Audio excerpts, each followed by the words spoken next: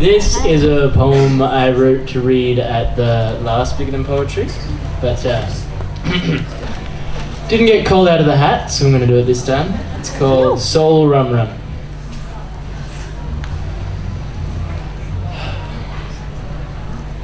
Stepping up to the plate and opening my gates. Oh brother I, will you stand proud in full expression,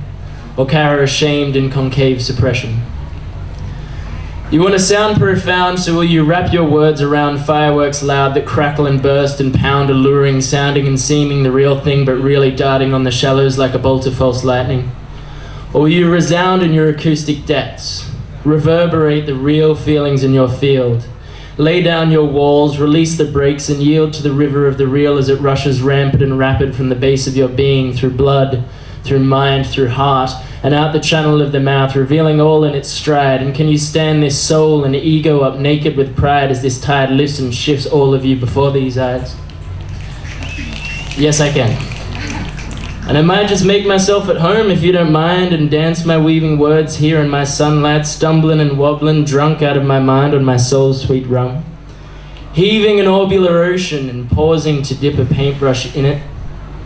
and paint a portrait of Miami Marquetta with me and you in it. But hold on, its eyes are moving, and its limbs are too. It's living and breathing, and I can hear my voice and see your silence as I arrive inside. And carry on rhyming mildly home inside this only moment that burns soft in solar spectrums and fills this old black canvas with the holy living ink that links our idle ilk like silk and threads it in shining dots of milk across the night, and drops down here to sit warm and woolen within whatever it is that I am, and continues to tell the story that shall always be being told, of the inexorable, inextinguishable river that bleeds the bloodline of all things, of the ever-burning book that brings the scenes of the unending film to life, of the R-rated video game played by the universal child who hath no parent to say no, of the grapes of all religion and philosophy, this poem too, squeezed into a wine, bottled and slapped with the label second-hand, good for a time but inevitably pissed out in the end. Never to chime and ring as true as what just watching for yourself can do. Of the great plump square song containing all rivers of rhythm and being ever sung by the earth, by the air, by the sea, by the tree, by the leaves, by the howling things, by the silver moon, by the movement of our bodies, by our voices, by the stars, by guitars, tuning into constellations, clicking over like clockwork and keeping the drum in time. Of love, the ancient young lion roaring, roaring, roaring in tears of devotion with eyes trembling in awe before this fucking mad but beautiful dream we all take part in being. Of our voluptuous sensual queen, birther of all beings, bloomer of all beauty, power of all nature, and lover of the fucking lucky.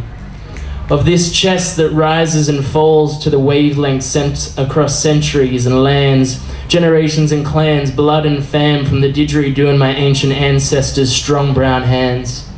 Of the flaming phoenix erupting from its end and the egg of the old,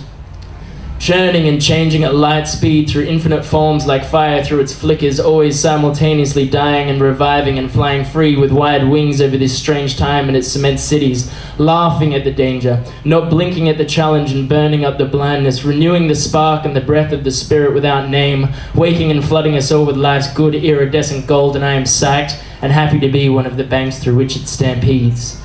As I open my gates before you and stand proud in full expression, river rushing rampant and rapid,